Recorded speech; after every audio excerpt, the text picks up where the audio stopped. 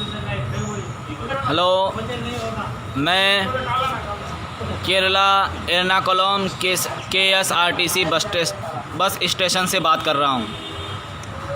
मेरा नाम है तौसीफ़। मैं उत्तर दिनाजपुर ग्वालपोखर का रहने वाला हूँ। मैं कुछ इम्पोर्टेंट बातें बताने वाला हूँ जिसे हमारे वेस्ट बंगाल के सरकार को सुनना पड़ेगा, जो वो लोग सुनने का काम किया है। ये जो ग्वालपोखर का ये MLA रब्बानी है, ये कमीना सरकार किस तरह चला रहा है। कमीनों की तरह सरकार चला के क्या फ़ायदा? जब तुमको सरकार चलाने नहीं आता है तो सरकार चलाने आते क्यों हो? अरे नालायको, तुम्हारी औलाद अगर बाहर होता तो तुम लोग ऐसे ही खामोश बैठे रहते क्या? तुम्हारी औलाद को तुम्हारी कदर नहीं है। तुम्हारी भी औलाद कभी ऐसे अटक जाएंगे ना, तब तुमको इस दर्द का एहसास होगा कि औलाद को माँ बाप से दूर रखने का दर्द क्या होता है। शायद तुम्हारी औलाद ही नहीं ना हो, इसलिए तुमको इस दर्द का पता भी नहीं है कि औलाद को अपने आप से दूर रखने वाले से कितना दर्द होता है। आज हम केरला में फंसे हुए हैं। जब इलेक्शन आती है, अगर हम घर में नहीं होते तो हमको कॉल के ऊपर कॉल किया जाता है कि वोट आ रहा है, जल्दी घर आ जाओ, तुम्हारा वोट लेना है। तब तो भिखारी बन जाते हो हमारे सामने। और आज जब हमको सरकार की ज़रूरत है, वेस्ट बंगाल ममता बनर्जी की सरकार की ज़रूरत है, लोग हर जगह से अपने अपने लोगों को बुला रहा है। और रात को ट्विटर में एक मैसेज आया जिसमें स्टेट के वेस्ट बंगाल के सरकार ने कहा कि कल 2 ट्रेन चालू होगी, एक अजमेर से और एक केरला से। साला हम उसी उम्मीद में सुबह 5 बजे जाके बैठे थे लाइन में।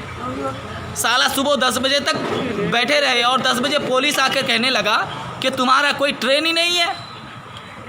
बे, जब तुमको ट्रेन चालू करने की तुम्हारी औकात नहीं है, तुम्हारी ताकत नहीं है, तो ट्रेन चालू करने की बात क्यों करते हो?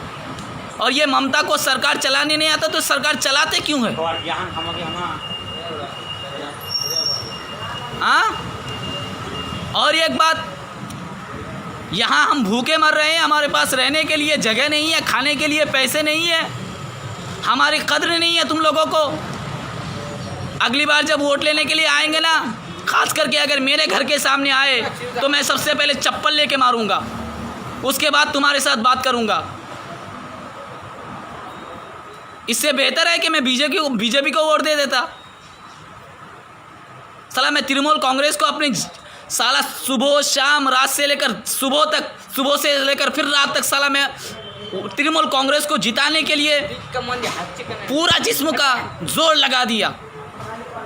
साला इसे जिता के क्या फ़ायदा हुआ? कुछ फ़ायदा हुआ? ऐसा मालूम होता तो मैं तुझे वोट ही नहीं देता, और अगली बार तो दूंगा भी नहीं। मेरा ये दावा है, मैं नहीं दूंगा वोट। जिस तरह लोग वोट को बेचते हैं ना, इसी तरह मैं भी बेचूंगा। पैसे लेके वोट दूंगा, बिना पैसे के कभी वोट नहीं दूंगा मैं। और आज मुझे पता चला कि मेरी वोट की कीमत कितनी है और मैं कितने कम कीमत में बेचता था वोट को। और अगली बार वोट लेने के लिए किसी के घर के सामने मत आना जिसके औलाद आज बाहर अटके हुए हैं, नहीं तो सब तुम्हें चप्पल लेके मारेंगे। आज सबको एहसास हो गया कि वोट हमारी चोरी से ली जाती है, हमारे पास से वोट छीन लिया जाता है। हमको भी वोट सही आदमी को देखकर देने का हक है, और हम सही आदमी को पहचान नहीं पाए। और अगली बार, इस बार तो हमें सबक मिल गया, अगली बार हम ऐसे लोगों को वोट नहीं देंगे जिससे हमारा कुछ फ़ायदा हासिल नहीं होता है। मैं बस इतना ही बात कहूँगा कि ममता का सरकार जो है बेकार सरकार है। इन ऐसे सरकारों पर धुतकार है, ऐसे सरकारों पर थूकना चाहिए लोगों को, जिसके वजह से आम लोगों को तकलीफ़ होती है। आम लोग परेशानी में रहते हैं और आम लोगों की परेशानी को देखी नहीं जाती है। अगर तुम्हारे अंदर ज़रा भी शर्म व हया होगी तो तुम आम लोगों के लिए जिस तरह वादा करके जाते हो कि मैं जीत कर मैं सरकार में आकर तुम्हारी फ़ायदा करूंगा, तुम्हारी सहायता करूंगा, और आज अगर हमें तुम्हारी सहायता की ज़रूरत है, आज तुम मुंह मोड़ रहे हो, कल फिर तुम्हें हमारी ज़रूरत पड़ेगी, तब तुम्हें एहसास होगा।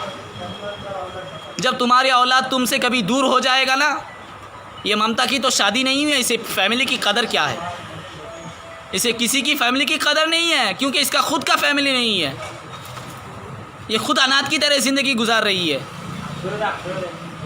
तो मैं इतना ही बात कहूँगा, अगर तुम्हारे अंदर शर्म व हया होगी तो हमारी फ़िक्र तुम्हारे अंदर ज़रूर होगी। कहता हूँ, जय हिंद।